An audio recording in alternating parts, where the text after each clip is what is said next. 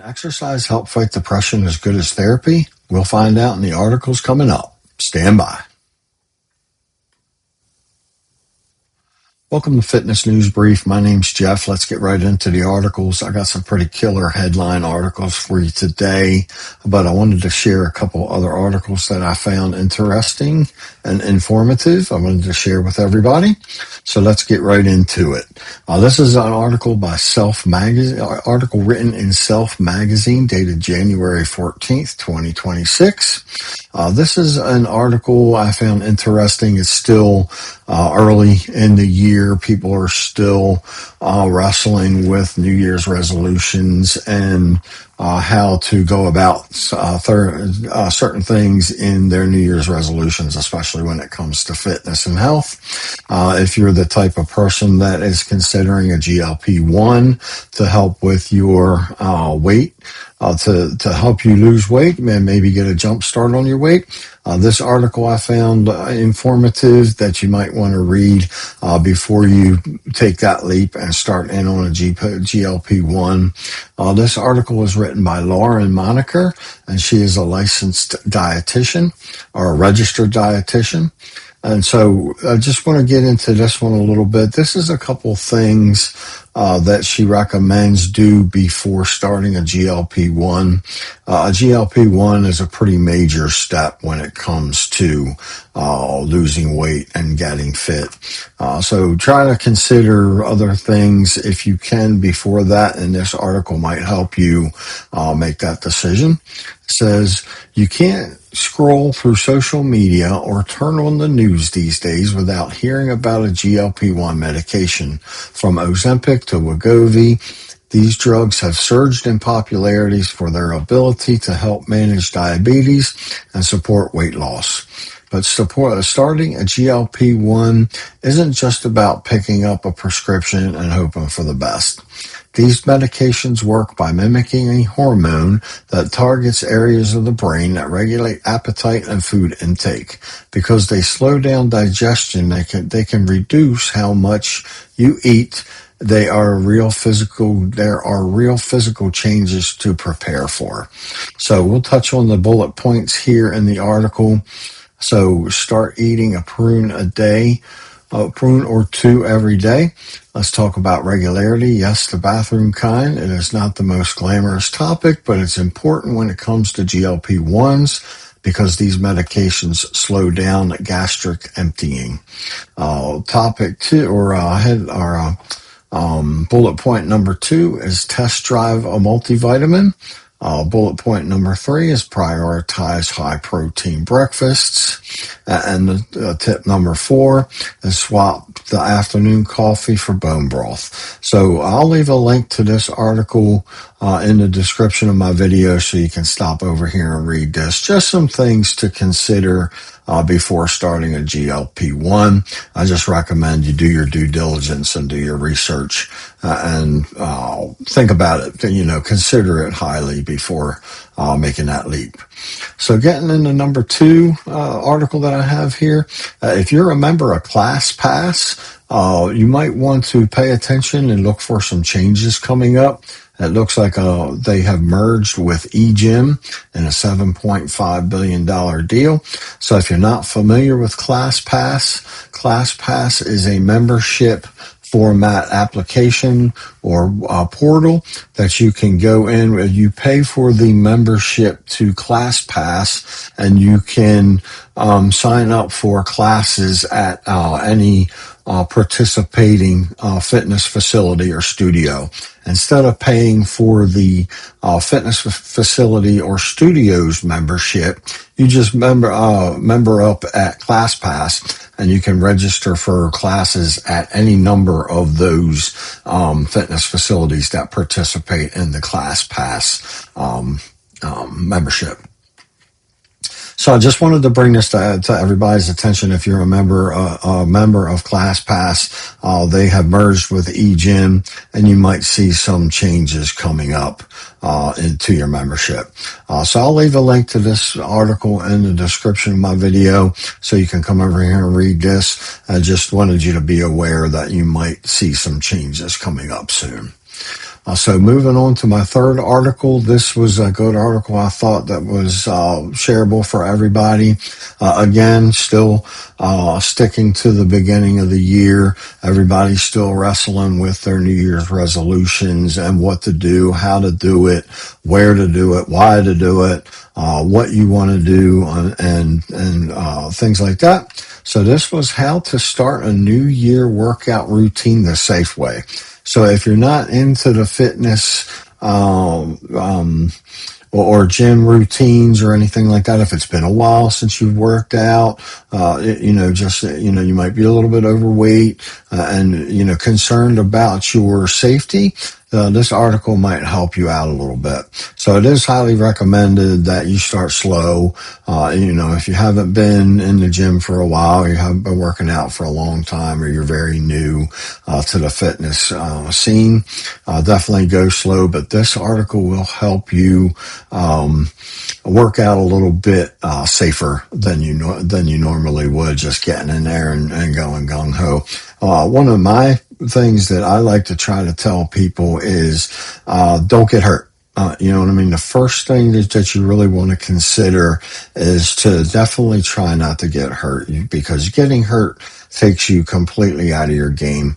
I'm still recovering from a major shoulder injury and surgery, and I'm just now getting back in the gym after 6 months. So it's a pretty rough not being able to do hard workouts for such a long period of time. I've been in the gym scene and working out for so many years. Getting hurt was a real depressor to me. You know what I mean? It just takes you completely out of your game when it comes to routines and things like that. So my recommendation is go slow, do the right things, listen to your trainer, and do not get hurt. So this article was I wanted to share with everybody is how to start the safe way. So the start of the year can bring big goals and drive headfirst into the new and often vigorous workout routines. While exercise is an important factor in healthy living and longevity, when the body is not properly prepared, that can be a significant injury risk. So sudden spikes in activity, unfamiliar exercises, and pushing too hard, too fast are common ways that can cause injuries of well-intentioned exercisers. So we'll touch on a few of the bullet points here. Always stretch first. I'm a big stretcher. I haven't been stretching as much lately with my gym routines. I've been getting into the gym in the morning at 5 a.m. and going right to the treadmill for my warm-ups. I stretch my shoulder out for about 45 minutes when I get up in the morning before I even go to the gym, and that's been the concentration of my stretching to try to get my shoulder therapy back to normal. So avoid being a weekend warrior. A common phrase in orthopedics, weekend warrior, refers to injuries when someone jumps into intense physical activity without proper conditioning. It says don't skip protective gear. Wearing proper protective gear can help prevent serious injuries no matter the activity. Taking basic safety precautions to make a significant difference. I wear knee supports every day to the gym. I feel like it definitely helps me support my body weight and everything when so I'm still relatively big. I'm 5'10", 225, 222-ish. So I consider myself still quite big, and I want to take care of my joints pretty good. I'm also 57 years old. So wearing the proper protective gear definitely makes me feel more comfortable. So spend time strength training.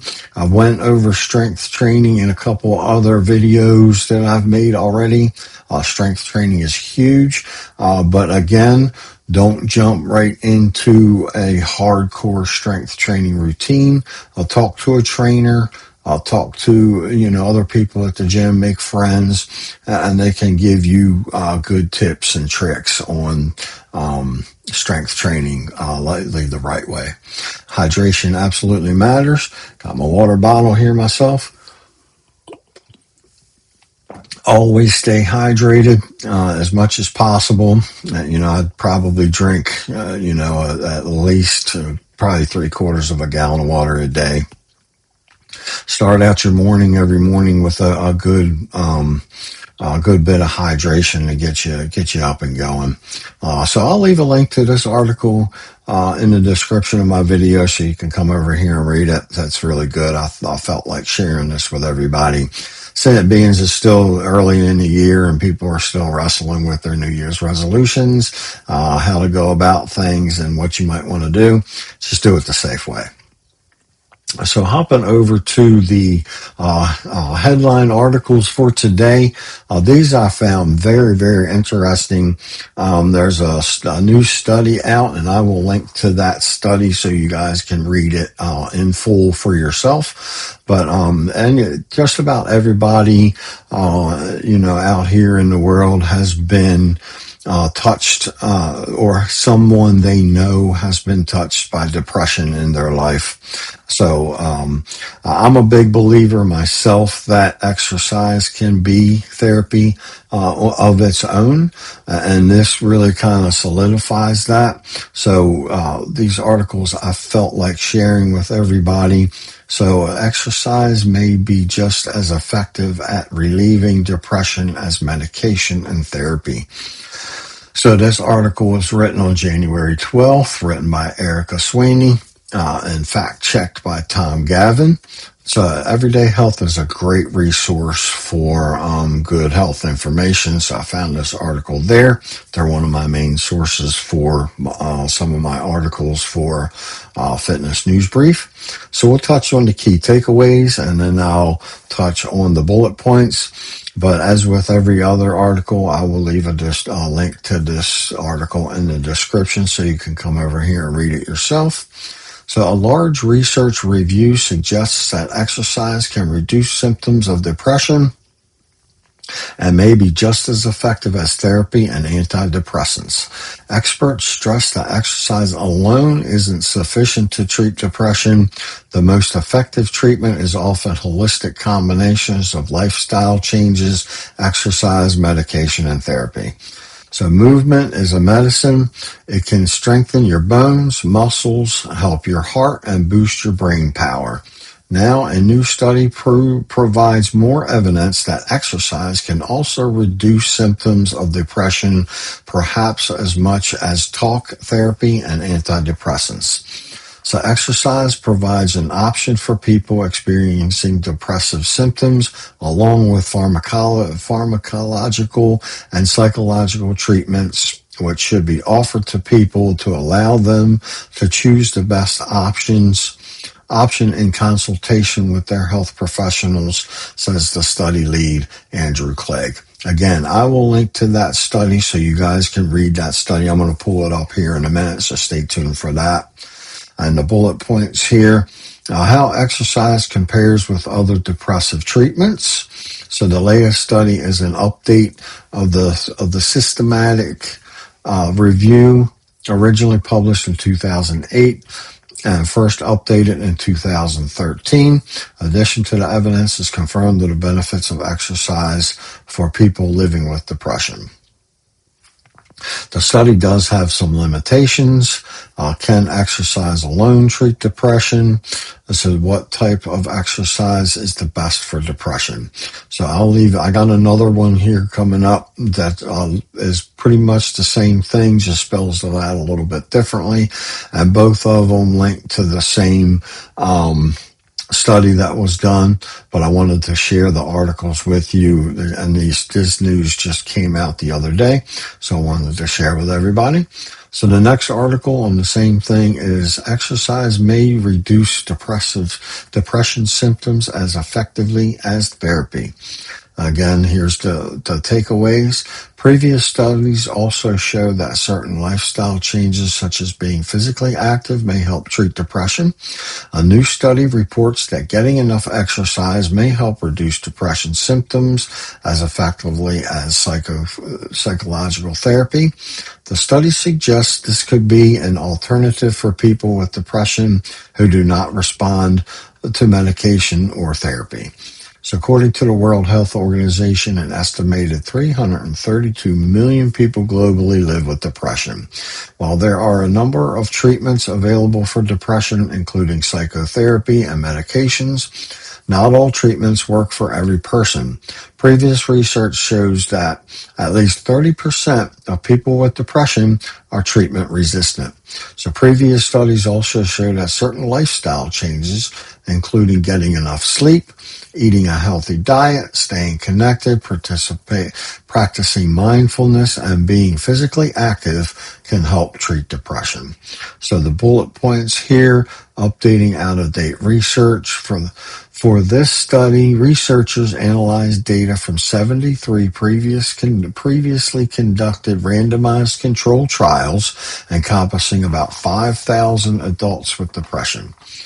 So the light to moderate exercise is most beneficial for depression. Heavy lifting can, depending on the type of person that you are, but to each his own. Whatever works for you, absolutely make that happen. So further support for exercise as a depression treatment and more information needed on the specific exercises. And there's a couple other things there. But the same thing, I will leave a link to this article in the description of my video, so you can come over here and read this article along with the other one and get a really good understanding of what the medical study says about treating depression with being physically active. So this is the study itself. And I will absolutely leave a link to this study in the video, so you can, or in the description of the video, so you can come over here and read it. I read through it. It's pretty in depth. It's pretty long, but it's very, very informative. So if you've been touched by depression, or anyone in your family or anyone in your friends circle has been touched by depression, this might mean something to you. So I felt like sharing it with everyone. Again, stop over here and read this. It's very, very informative to using physical activity and physical fitness as a treatment for depression. So that's going to wrap it up for me today for today's articles. I felt like sharing with everybody. So thank you for watching. Don't forget about my 100 subscriber giveaway that's coming up. As soon as I get to 100 subscribers, I'm going to do a quick giveaway for everybody.